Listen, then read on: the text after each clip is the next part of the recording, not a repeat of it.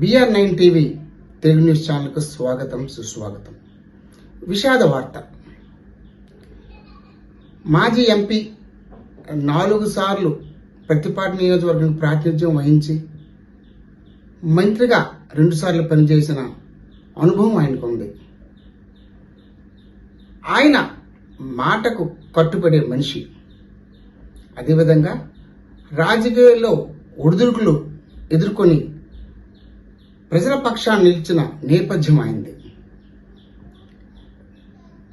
పలుమార్లు పార్టీలకు అతీతంగా ఆయన ప్రజలకు సేవ చేసిన నేపథ్యం అయింది. ఈరోజు వారు మన మధ్య లేరు. ఆయనే ముద్రగడ పద్మనాభం. ఆయన ఉభయ గోదావరి జిల్లాల్లో రాజకీయ పరంగా కాపులకు ప్రాతినిధ్యం వహించిన ఏకైక వ్యక్తిగా పేరుంది. ఈరోజు వారు హైదరాబాద్లోని ఓ ప్రైవేట్ ఆసుపత్రిలో శ్వాసకోశ వ్యాధులకు సంబంధించి చికిత్స పొందుతూ మరణించారు. ఆయనకు 2 కుమారులు మరియు 1 కుమార్తె. ఆయన 1953 సంవత్సరం జనవరి 22న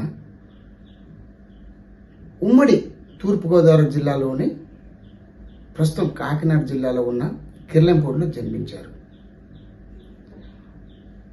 ఆయన ఎన్టీఆర్ క్యాబినెట్లో కూడా పనిచేసే నేపథ్యం ఉంది. ఆయన మొట్టమొదటిసారిగా 1978లో రాజకీయ ప్రస్థానం ప్రారంభించారు. ఇటీవల రాజకీయ పరంగా ఆయన ఓ చిన్న కామెంట్ చేశారు. దాన్ని నిలబెట్టుకోవడం కష్టమని చాలామంది రాజకీయ నాయకులు, పలు రాజకీయ పార్టీల నాయకులు ఆయన పట్ల కొంచెం విమర్శలు చేశారు.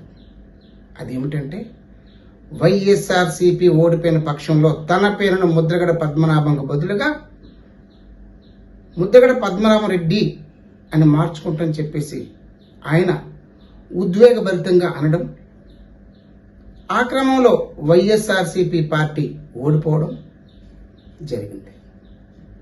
అయినా ఆయన తన మాటను తప్పకుండా తన పేరును గెజిట్లో కూడా ముద్రగడ పద్మనాభం రెడ్డిగా రాయించుకునే గొప్ప మనిషి.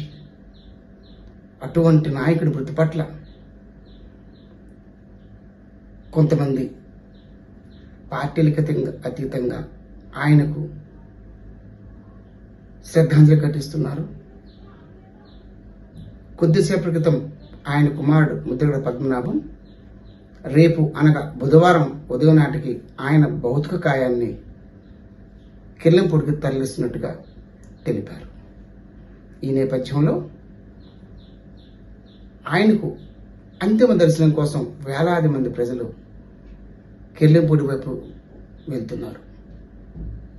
ఈ విషాద సంఘటన పట్ల BR9 టీవీ మరియు జోష్నిక వెలుగు తెలుగు యాజమాన్యం తరపున తీవ్ర సంతాపాన్ని తెలియజేస్తూ ఆయన ఆత్మకు శాంతి చేకూరాలని ఆకాంక్షిస్తూ